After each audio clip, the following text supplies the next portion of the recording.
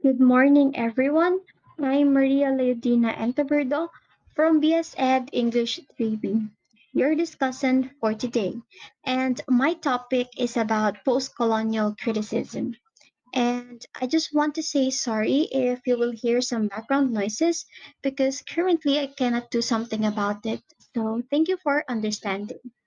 Now, let's go back to our lesson or discussion. Postcolonialism deals with the historical ideas of colonialism, imperialism, cultural domination, and subservience. Subservience means willingness to obey others unquestioningly. Some of the major areas of concern at the America, Africa, the Middle East, and Asia. Imperial powers like England and France and cultural powerhouses like the United States have all engaged in some kind of colonialism or imperialism throughout their history. Post-colonialists want to look at the culture that is left over after these powers have left the countries that they once occupied. So post-colonial theory began with the publication of Edward Said's 1978 novel, Orientalism.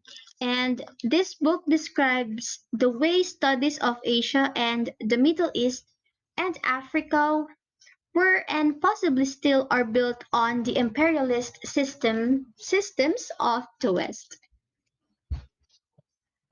The movement then grew to look at the way indigenous people adapted to the culture that oppressed them, the elements of their traditional culture that survived, and the way is moving forward that they should express or retrieve who they were. So before we move on, let us first define what is colonization. Colonization is the action or process of settling among and establishing control over the indigenous people of an area. Or it can be a form of psychological colonization. If I'm planting my ideas in your brain forcefully or without force, or I'm convincing you to follow me, in both cases I'm already colonizing your brain. So basically, the concept here is how the world has changed because of colonization. Some popular post-colonialists include Spivak, who is born in Calcutta, India. One of her major topic is that she asked whether okay, let's move on to the next one. The subaltern or the group without power even has the ability to speak in a system. Now let's move on to the next one. Now let's have Derek Gregory, a United Kingdom author and geographer, argues that these systems of United States British colonialism are still happening today. And let's move on to the next one. Now let's have Chinua Achebe, a Nigerian author, wrote one of the first American novels about his traditional culture. It laid the groundwork of generations that would follow him and inspired a genre of writing about African culture. Now let's move on to the next one. Now let's have Gugi wa Thiong. A Kenyan originally wrote in English but now writes in Gaikuyu, his traditional language, and debates within this field often take the form of arguing which system is correct and how to move forward. So again, those are the African philosophers and novelists. Another example, Chinua Achebe and Ngugi wa Thiong both disagree on whether to write in English or not. Chebe believes it makes literature accessible and helps encourage expression, but in Gugi Wa Tiong argues that any system left over by the oppressor still allows the oppressor to dominate. So, moving forward, postcolonial literary theory examines the way that writers from colonized countries try to write about and celebrate their cultural identities or claiming them from the powers that once colonized them. From the texts that we read, we see that these are elements or questions in at least two of them or likely more. Or likely more have to do directly with post-colonial literary theory. Okay, now let's move on to the next slide. Now let's have our text in post-colonialism. For example, in Absolutely True Diary of a Part-Time Indian, The Absolutely True Diary of a Part-Time Indian is a novel by Sherman Alexie, and this book is about Junior's life on the Indian reservation and his decision to go to a nearly all-white public high school away from the reservation. The graphic novel includes 65 comic illustrations. So there are elements that deal with the duality of Junior's identity and the two worlds he feels pulled between. He celebrates parts of his Native American heritage and culture, but he also detests it and wants to separate himself from that world.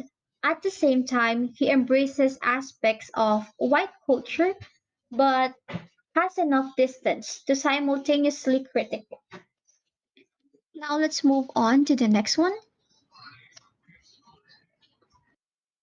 We also see it in The Tempest. The Tempest is a play by English playwright William Shakespeare and thought to be one of the last plays that Shakespeare wrote alone.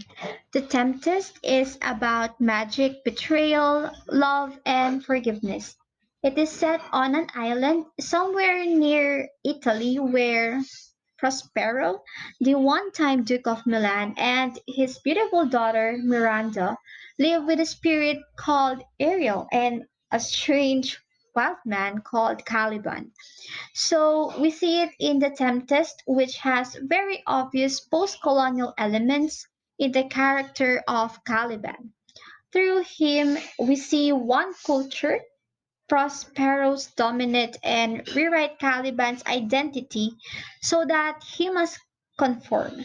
Despite these parts of Caliban's original identity still seep through some not that great but some what's this? Some or very valuable.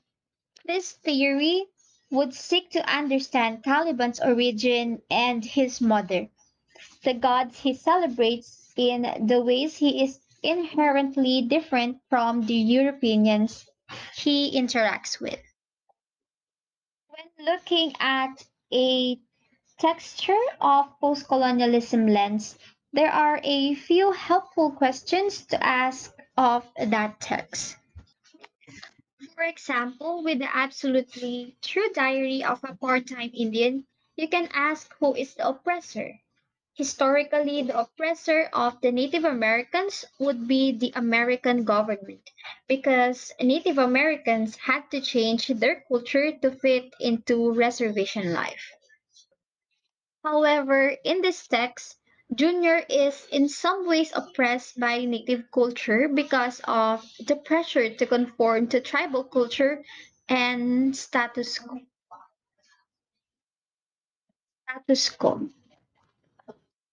You can also ask who is the oppressed.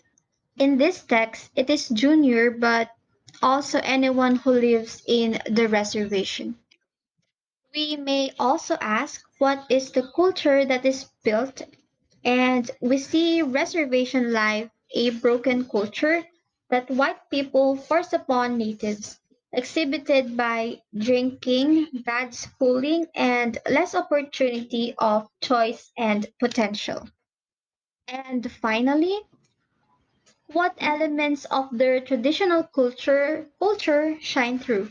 We see the humor that Sherman Alexie uses in his writing and the traditional customs that Junior experiences and lives through in the text. Postcolonial literary theory is both important in a modern sense and while looking at historical text. As we saw, writing about cultural identity and dual identities is especially relevant for marginalized groups as they are finally given a voice. In the United States, Native American writers attempt to come to terms with who they are in the aftermath of a system of cultural erasure. And in Africa, Black writers are attempting to revive their culture after European powers have fled their countries. Historically, many texts contain elements of oppressor versus oppressed that have their or that have been ignored because there was no group that cared to look at them. In the Tempest, Caliban acts as a model for any non dominant group that is overwritten by another culture. This theory allows us to look at both of these areas with a new light and celebrate the cultures that exist in the world and that those have been erased. And that is it for my discussion, and these are my references for today's discussion. And again, I'm really sorry if you're hearing some background noises, and I hope you understand my report despite all of that. Okay, so thank you so much and have a great day ahead.